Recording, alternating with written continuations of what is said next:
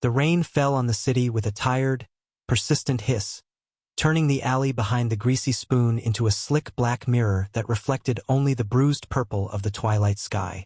For Elena, the sound was a metronome counting down the seconds of her misery.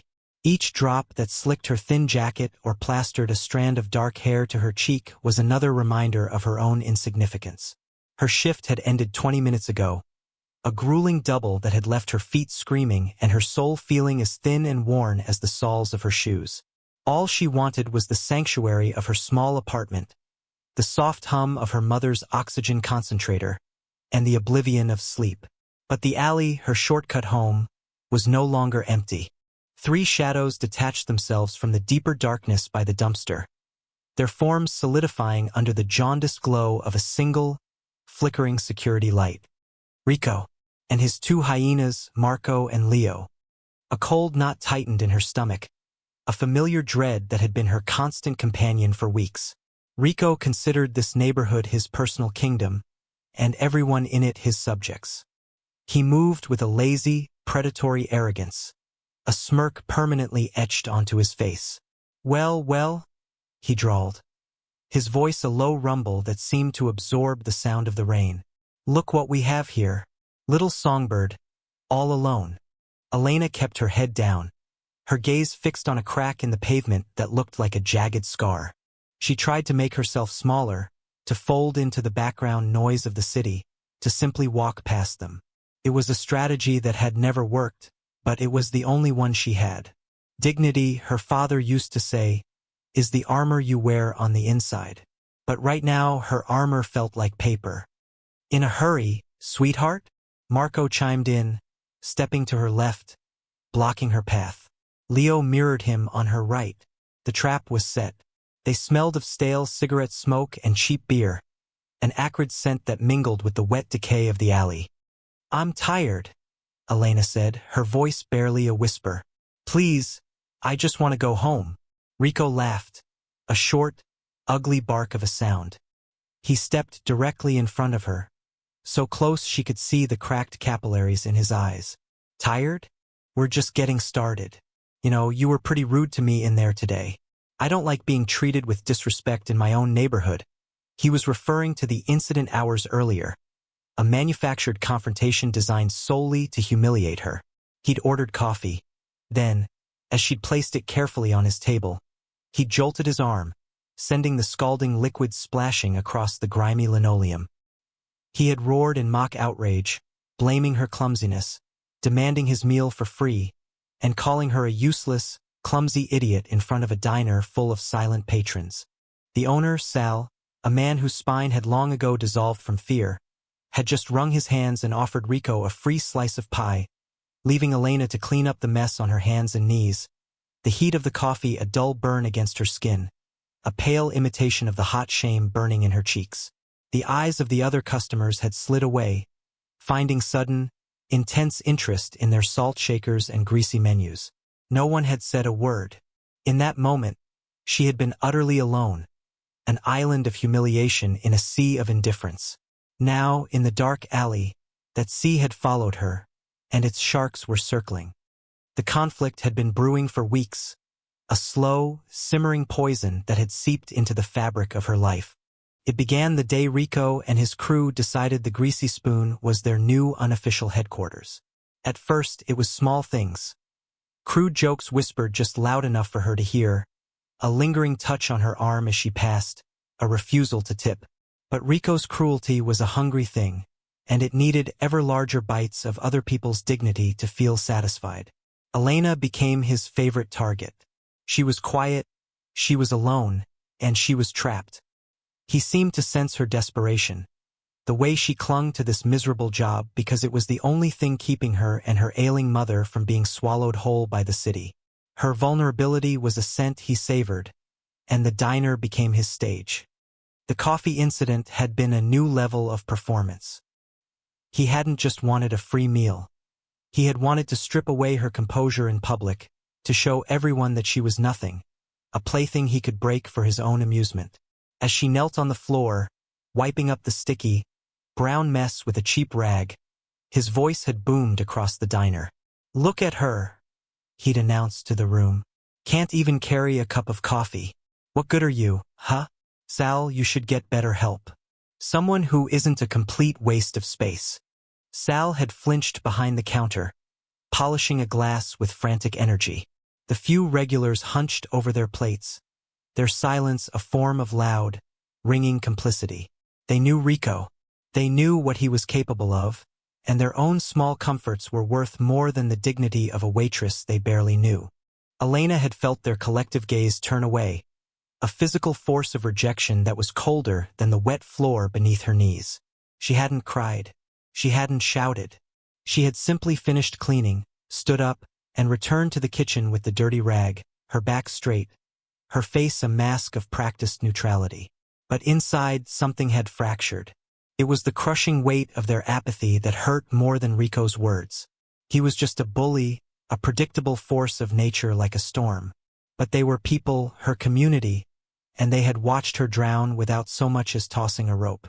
Now, in the alley, his words from the diner echoed in the tight space.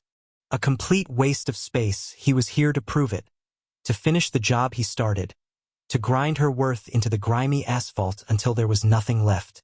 He reached out and poked her shoulder, a hard, insistent jab. I asked you a question. You think you're better than me? Too good to apologize for screwing up my lunch. Her silence was her only weapon, a fragile shield against his onslaught.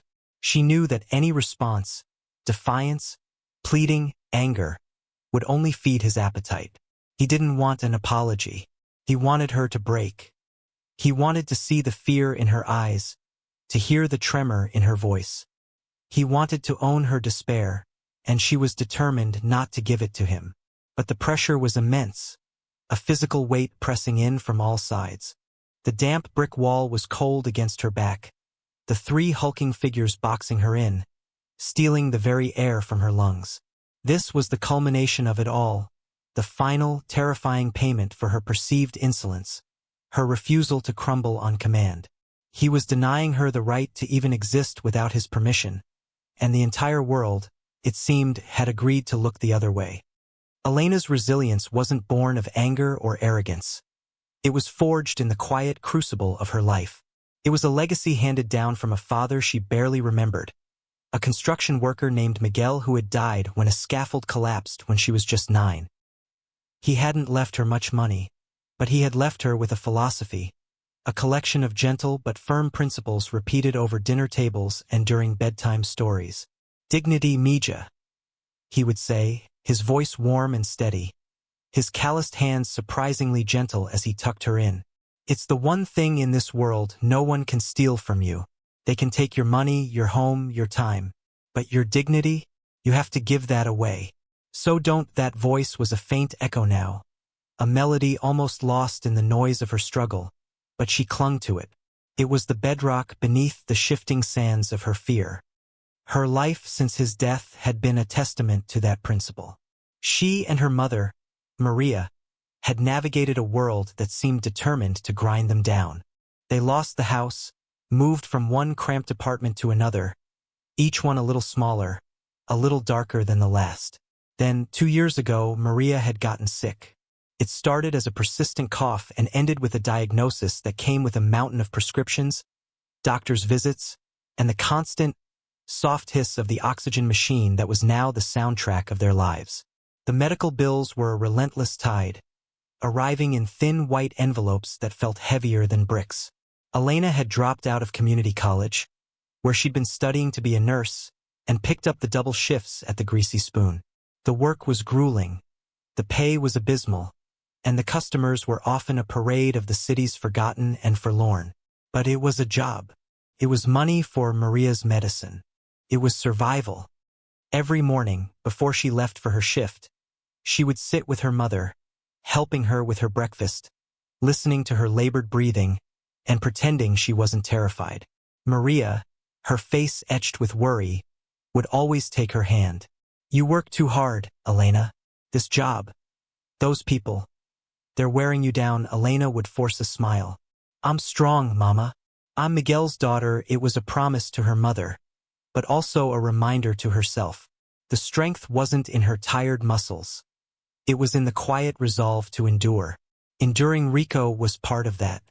His daily torments were a tax she paid to keep the oxygen machine humming, to keep the pharmacy from cutting them off, to keep the eviction notice from appearing on their door.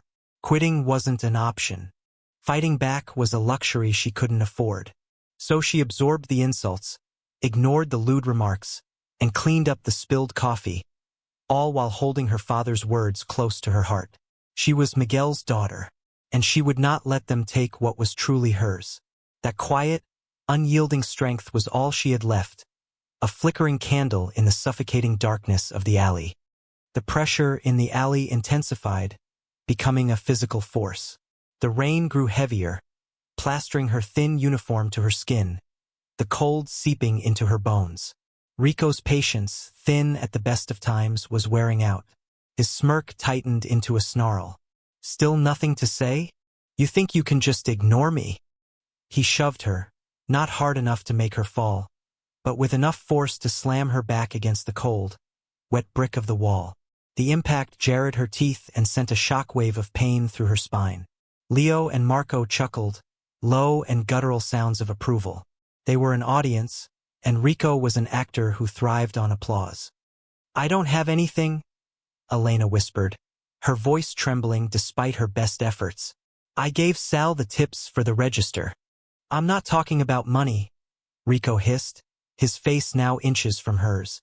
His breath was a foul mix of cheap liquor and stale tobacco. "I'm talking about respect. You embarrassed me today, and now you're going to pay for it." He grabbed her worn canvas purse from her shoulder, the strap digging into her skin before snapping with a pathetic tearing sound. He held it upside down and shook it violently.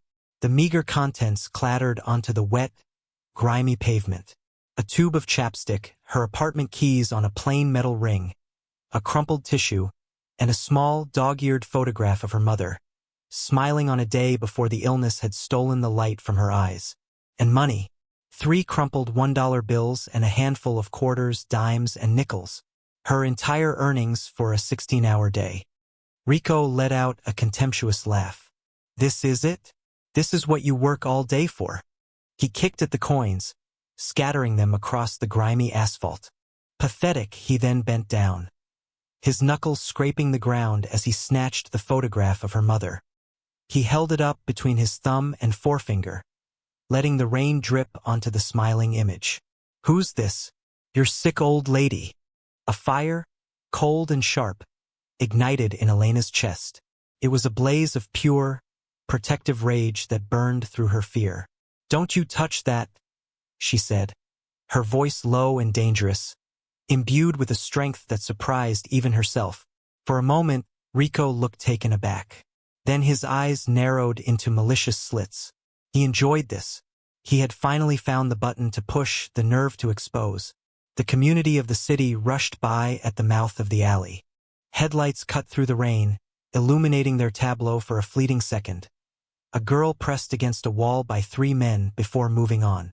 A couple huddled under an umbrella glanced their way, their steps quickening as they hurried past.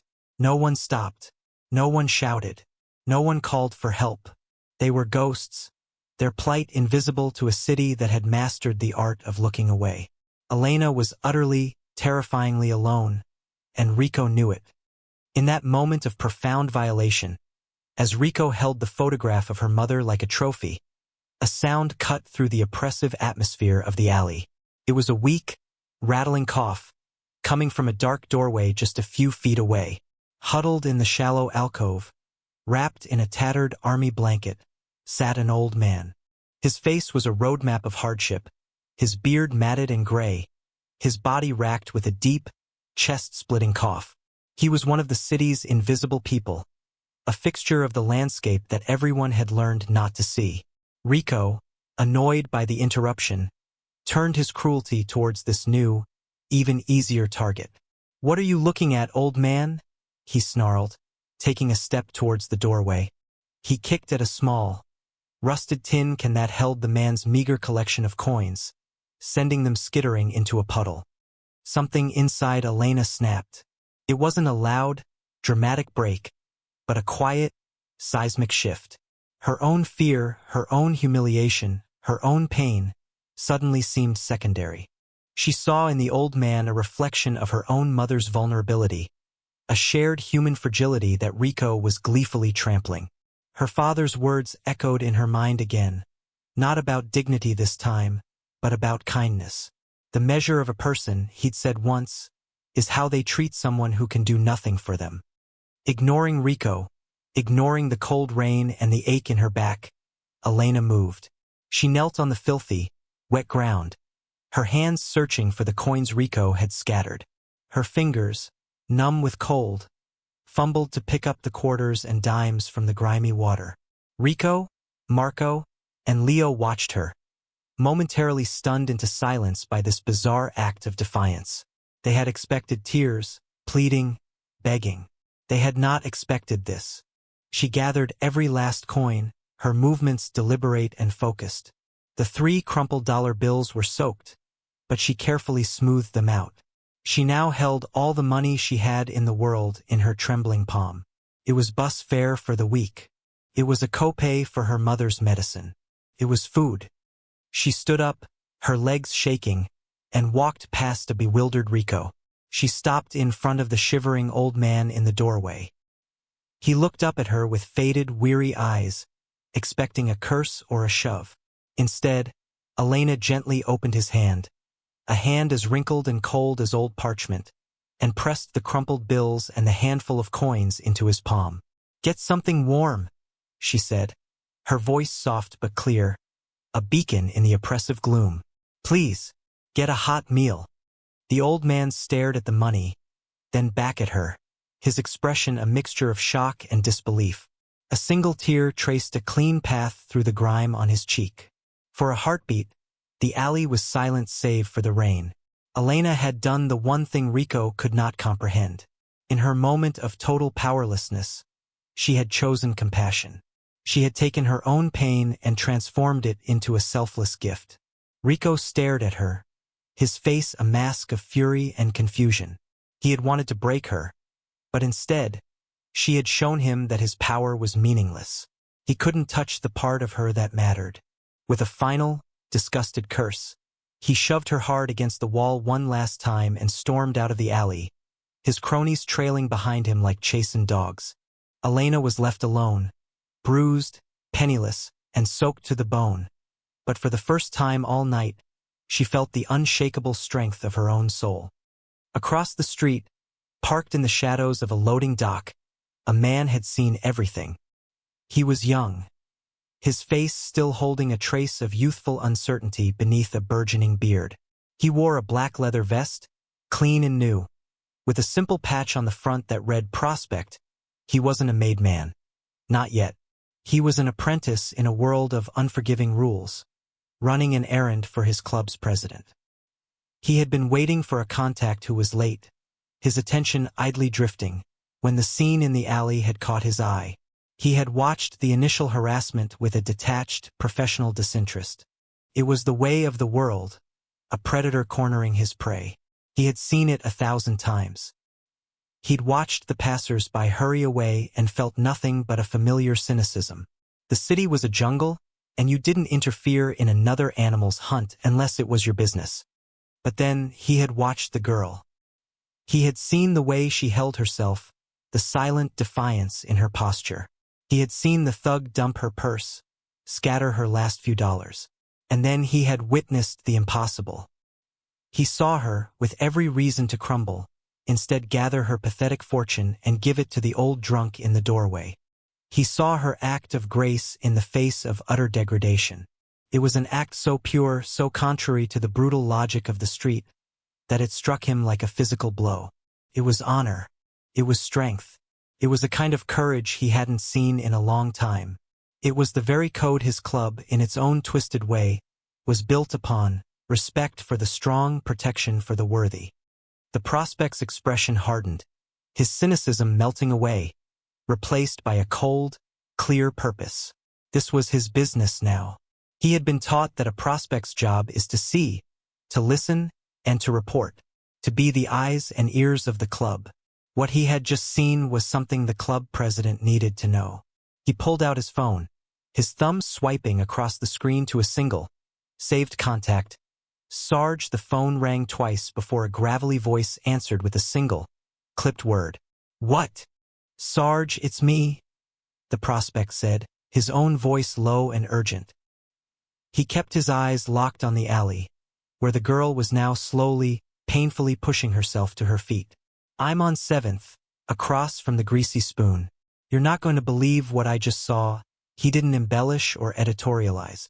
He just reported the facts, his voice painting a clear, stark picture. The thugs, the humiliation, the community's cowardice, the spilled purse. And then he described her final act, the quiet dignity of her giving away her last dollar to the old-timer. He finished. She gave it all to Gunny. They pushed her around, and she gave her last dime to Gunny. There was a long silence on the other end of the line. The prospect waited, his heart pounding a little faster. He knew the name Gunny was a lit match dropped on gasoline. Finally, Sarge's voice came back. No longer just gravel, but the sound of grinding stone. Stay there. Don't lose sight of her. We're coming. Less than an hour later, the world began to tremble. Elena was home, in the small second-floor apartment that always smelled faintly of lemon polish and her mother's medication.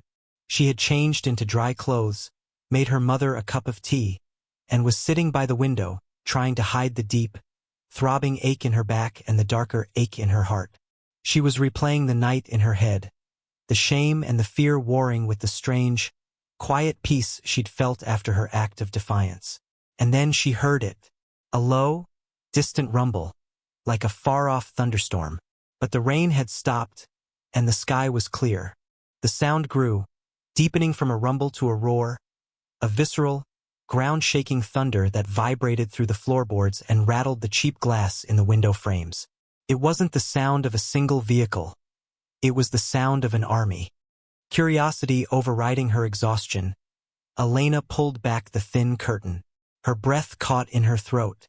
The street below, normally quiet and sparsely populated at this hour, was a river of chrome and steel. Motorcycles. Dozens of them, then scores, then more than she could count. They weren't speeding. They were a slow, inexorable procession, their headlights cutting through the darkness, their engines a synchronized, deafening chorus of raw power. They were Hell's Angels. Big, gleaming Harleys, ridden by men who looked like they were carved from granite and leather. They filled the street from curb to curb, a rolling tide of intimidation and purpose. The few pedestrians on the sidewalk froze, pressing themselves against buildings as the procession passed. Cars pulled over, their drivers staring in disbelief. The bikers began to park, their movements practiced and efficient, forming a solid wall of machinery and men that blocked off the entire street. The air grew thick with the smell of hot metal and exhaust. At the very front of the pack, a massive man on an even more massive bike cut his engine. He swung a leg over, his worn leather vest bearing the title President. This was Sarge. He was built like a refrigerator, with a thick, graying beard and a face that looked like it had been in a long, complicated argument with the world and won. His eyes, dark and piercing, scanned the buildings, finally settling on her block. The young prospect she hadn't even noticed following her home emerged from the shadows and pointed up towards her building, then back down the street towards the alley. Sarge gave a curt nod, his expression unreadable but radiating an aura of absolute authority. He and a dozen of his men began to walk, their heavy boots echoing on the pavement with the finality of a judge's gavel. They weren't here by accident. They weren't just passing through. This terrifying, beautiful, overwhelming force had come for her. Sarge and his men didn't come to Elena's door. Their first stop was the darkened alley. They moved with a quiet, predatory grace, their large frames seeming to suck the very light from the space. In the same doorway where Elena had offered her kindness, the old man, Gunny, was still huddled, clutching the crumpled dollar bills she had given him like a holy relic. When he saw the figures approaching, he flinched, expecting more trouble. But then he recognized the vests. A flicker of something ancient and proud sparked in his tired eyes. Sarge knelt in front of him, a gesture of profound respect that seemed to make the huge man even larger. He didn't speak at first, just looked at the money in Gunny's hand. "The girl gave you this?" Sarge asked, his voice a low rumble. Gunny nodded, his throat tight. She did. They were hurting her. They took her money. And she gave it to me." The prospect, standing behind Sarge, filled in the rest of the story, his voice clear and steady in the quiet alley. He recounted every detail he'd seen. Rico's taunts, the spilled purse, the photograph, the community's silence, and Elena's final, extraordinary act. As he spoke, a quiet understanding passed through the assembled bikers. This wasn't just about a thug harassing a waitress. This was about honor. Gunny, whose real name was Gunnery Sergeant Thomas Rourke, was not just some random homeless man. He was a Marine, a decorated veteran of 2 tours in Vietnam, a man who had served with some of their fathers and uncles. The club had known about him for years, keeping a respectful distance, honoring his fierce, broken pride that refused any charity from his old life. He was a fallen warrior, but a warrior nonetheless. In their world, there were codes. You don't disrespect a man's colors. You don't harm children. And you show reverence for those who have sacrificed. Elena, a complete stranger with nothing to gain and everything to lose, had unknowingly performed an act of the highest respect. In her own desperation, she had honored one of their own, a forgotten soldier the world had discarded. She had seen the man, not the ruin. She had defended his dignity when he could not. This simple, selfless act resonated deep within their hardened hearts, striking a chord of fierce, protective loyalty. The insult from Rico was no longer just against a girl. It was an insult against the very principles they held sacred. Sarge stood up, his face set like stone. He looked from Gunny to his men. "Find him," he said. The 2 words carried the weight of a death sentence. The truth of Elena's character had been revealed not by her own words, but by her actions, and that testimony had just called down an army. The Hells Angels found Rico at his usual haunt, a dimly lit dive bar called the Bottom Rung. He was holding court at a corner table, bragging to Marco and Leo about how he'd put the little waitress in her place. He was laughing, a pitcher of cheap beer in front of him, when the doors of the bar swung open. The laughter died in his throat. One by one, then in a flood, the bikers entered. They didn't shout or draw weapons. Their presence was weapon enough. They filled the small bar, their leather vests a sea of black, their silence more terrifying than any threat. The other patrons froze, hands hovering over their drinks, eyes wide with fear. The bartender slowly put his hands on the bar, as if to show he was no threat. Sarge walked directly to Rico's table. He didn't loom. He simply pulled out a chair and sat down, his movements calm and deliberate.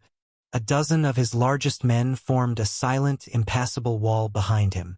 Rico began to sweat, his face paling to a pasty white.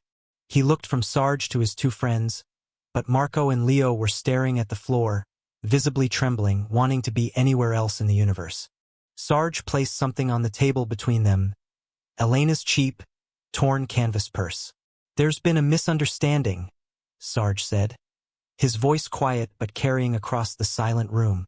"You seem to think you can operate in this town without rules, without respect." Rico started to bluster, a pathetic attempt to retain some shred of his alpha male persona. "Hey, look, I don't know who you are, but that girl. Her name is Elena." Sarge cut him off, his voice dropping a degree, becoming colder than ice. "And what you did tonight wasn't just about her. You disrespected an act of honor. You took from a girl who then gave her last dollar to a United States Marine.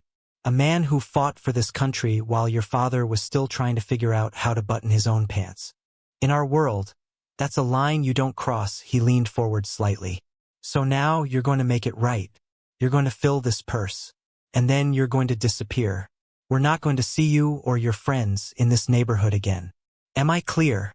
The fear in Rico's eyes was absolute. His arrogance had been systematically dismantled and replaced with pure, primal terror. He nodded jerkily, unable to speak. He fumbled for his wallet, his hands shaking so badly he could barely open it. He pulled out every bill he had.